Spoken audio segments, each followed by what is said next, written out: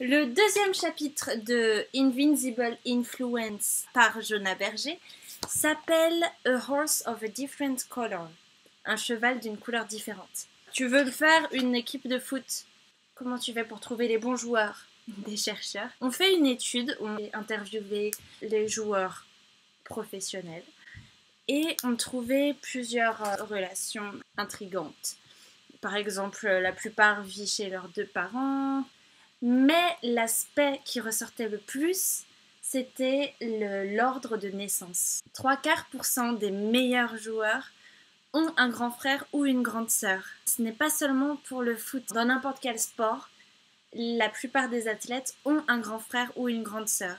Pourquoi? Donc on peut penser que c'est parce que les grands frères ou grandes sœurs sont comme une introduction, une inspiration, ils peuvent être des partenaires d'entraînement ou les jeunes peuvent jouer contre eux.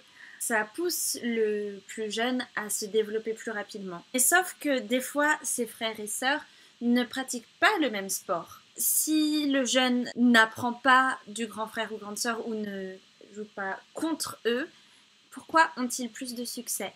Donc ils ont fait des études qui ont démontré que ceux qui sont nés en premier ont tendance à avoir de meilleurs résultats académiquement.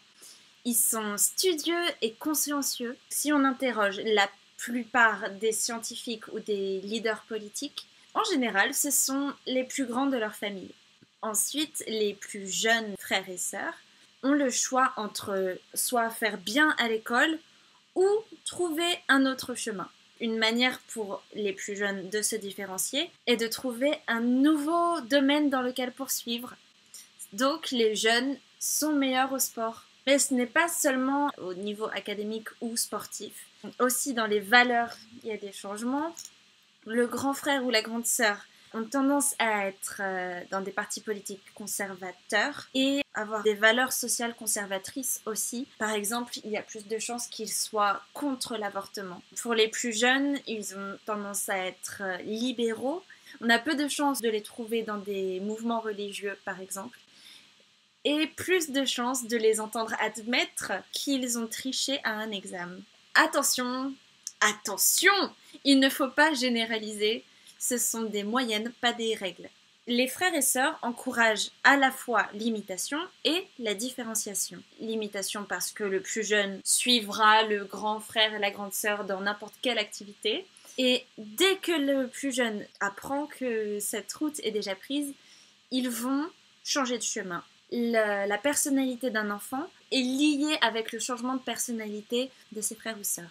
Quand l'un devient extraverti, l'autre devient introverti, par exemple. Donc les frères et sœurs sont toujours connectés et toujours en train de chercher à se différencier. Les frères et sœurs, ils influencent l'environnement dans lequel on grandit. Ils l'influencent à la fois en tant que rôle modèle et en tant que point de différenciation.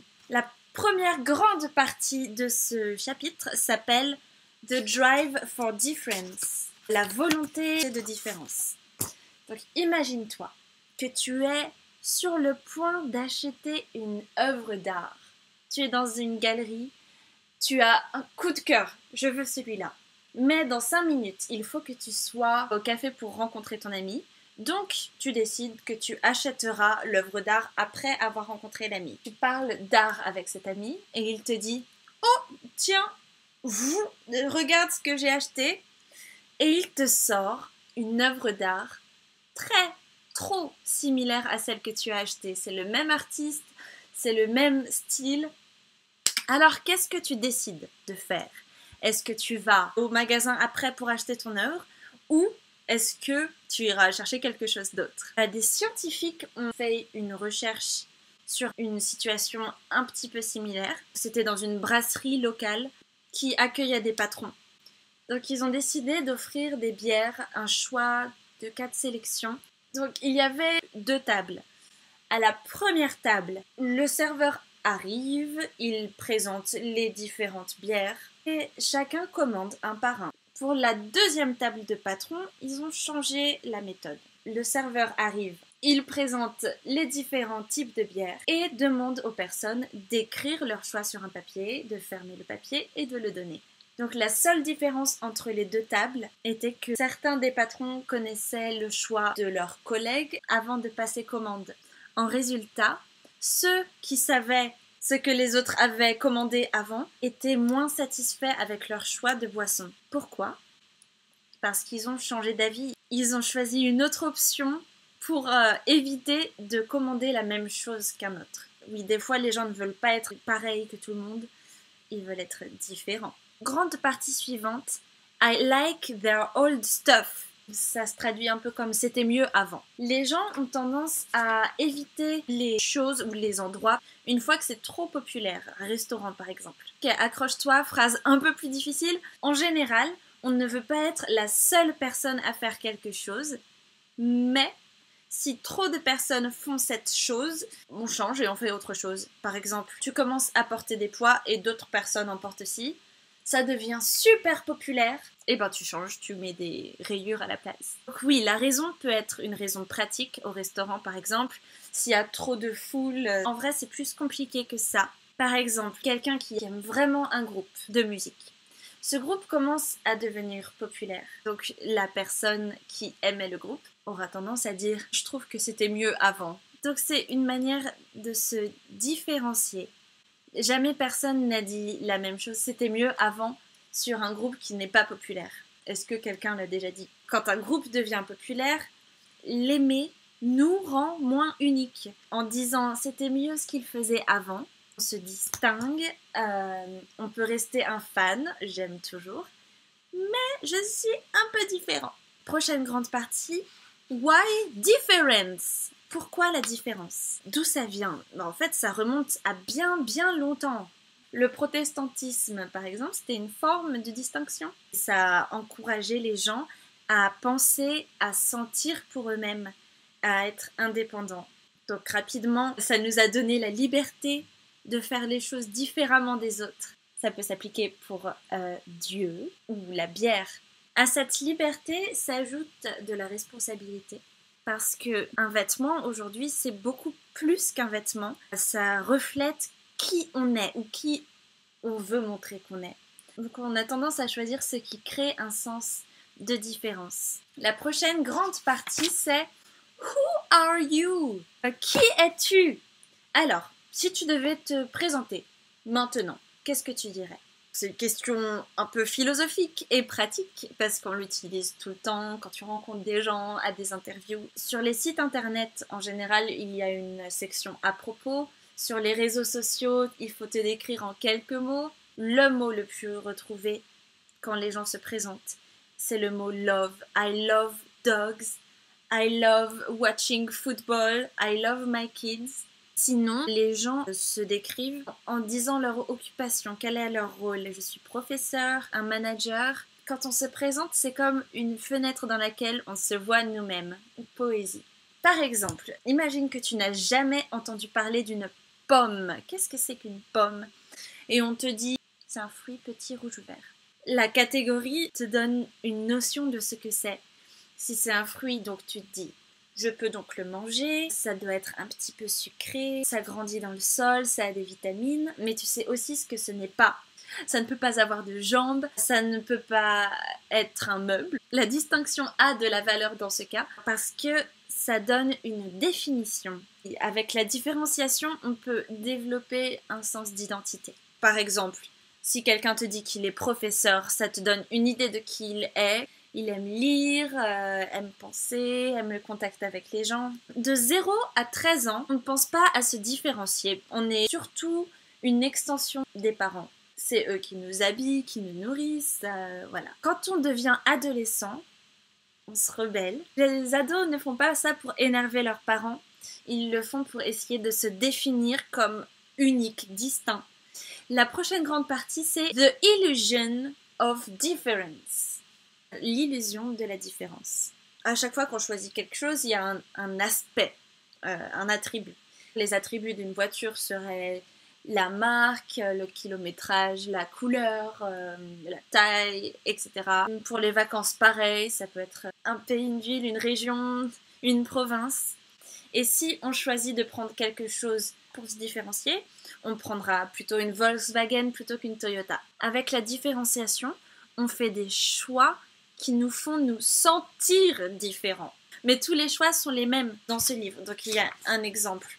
Le livre n'est pas en couleur, mais voici 2 sacs Longchamp. Ils sont de 2 couleurs différentes. Et ils ont fait une recherche pour savoir si les gens les trouvaient similaires ou pas. On a demandé aux gens en général, ceux qui avaient un sac et ceux qui n'en avaient pas. Les gens qui n'avaient pas de sac Longchamp ont dit bien sûr que oui, ils sont similaires, même taille, même marque, etc. En revanche, sans surprise, les gens qui ont un sac Longchamp ont vu beaucoup de différences. Ils ne sont pas pareils du tout, regardez à quel point les couleurs sont différentes. Plus quelque chose nous tient à cœur, plus on assume qu'il est distinct, il est spécial. Par exemple, imagine, tu marches, il y a un parc avec plein d'enfants dedans, ils ont tous l'air similaires, non? Si tu dis ça à un des parents, bien sûr que non, mon enfant est spécial. Donc voilà, on assume que c'est très distinct quand ça tient à cœur. Regarde autour de toi, on est tous pareils. Tous les gens dans le bus autour de toi, au boulot, tout le monde est pareil. Et pourtant, on se sent unique, on se sent différents, spéciaux. C'est là qu'est l'illusion de la distinction. On prête attention sur seulement nos différences, mais en vrai, on est tous les mêmes. Est-ce que tout le monde a ce désir de différence au même degré? Let's start a car club. Commençons un club de voitures. Tu vas comprendre. Imagine qu'on échange les scénarios d'avant. Donc pour la peinture que tu veux acheter ou la bière que tu choisis. Comment est-ce que tu réagirais si on t'imitait toi? Si tu achètes une voiture et que le jour d'après ton collègue, ton ami, ton voisin achète exactement la même marque, même modèle. Professeur Nicole Stephens a posé exactement cette question avec les voitures, à ses étudiants. Comment est-ce que vous vous sentiriez? Les élèves ont réagi très négativement. Ils se sentaient trahis, on leur volait leur identité. Les gens aiment se sentir uniques, donc dès que la différenciation est menacée, ils ont une réaction émotionnelle négative. Mais Nicole Stephens, la prof, a posé la même question à des pompiers, donc classe sociale différente. Et leur réponse était plutôt vraiment positive. Ils disaient « je serais heureux pour eux ». Allez, commençons un club de voitures. Let's start a car club. Pourquoi est-ce que les pompiers ont réagi si différemment? Dans la culture américaine, la notion de unique est très répandue. La différence a plus de valeur.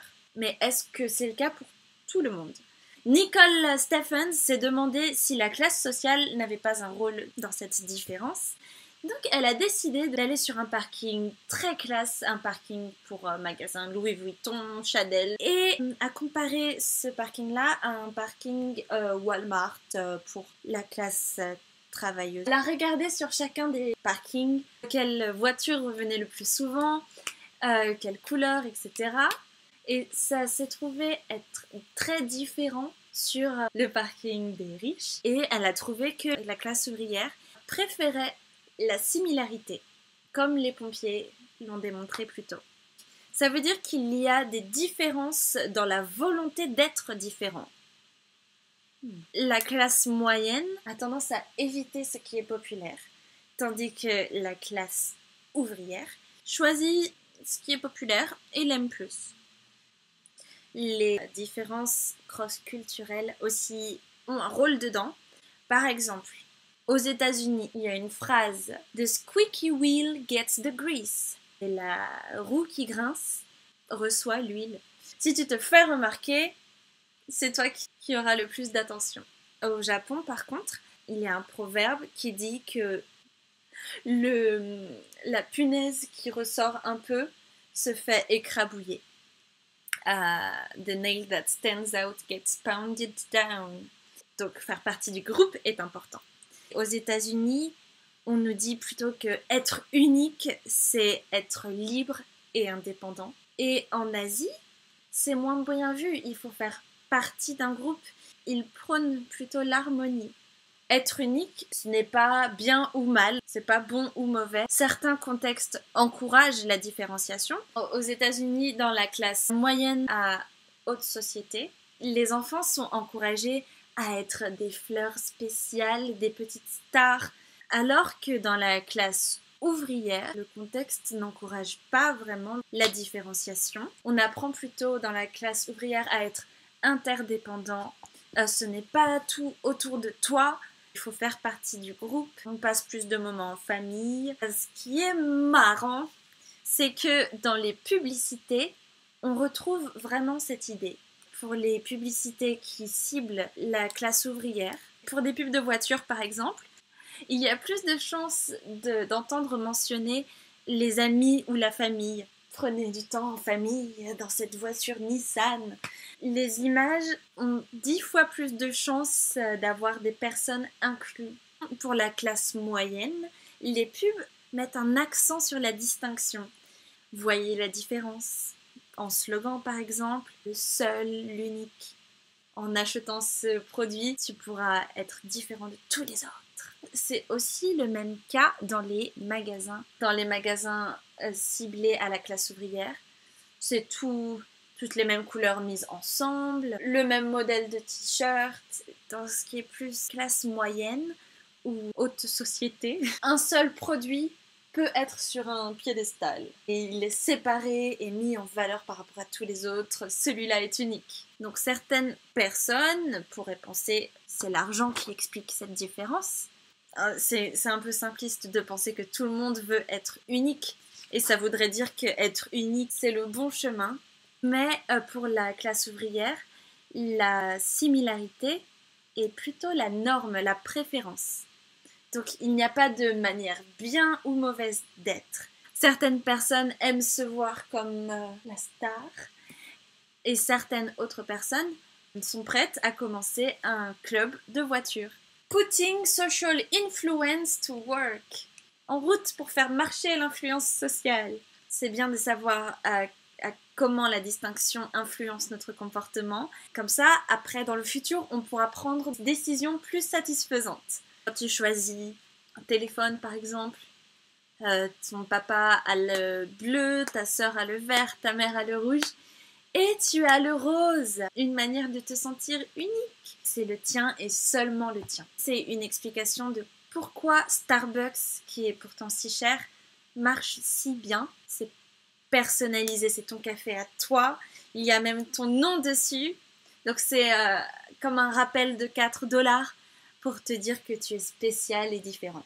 En conclusion, l'influence sociale, c'est s'imiter, aussi se distinguer. Mais comment savoir si c'est plutôt l'un ou plutôt l'autre? Il se trouve que ça dépend beaucoup de qui est l'autre. Nous verrons ça dans le prochain épisode.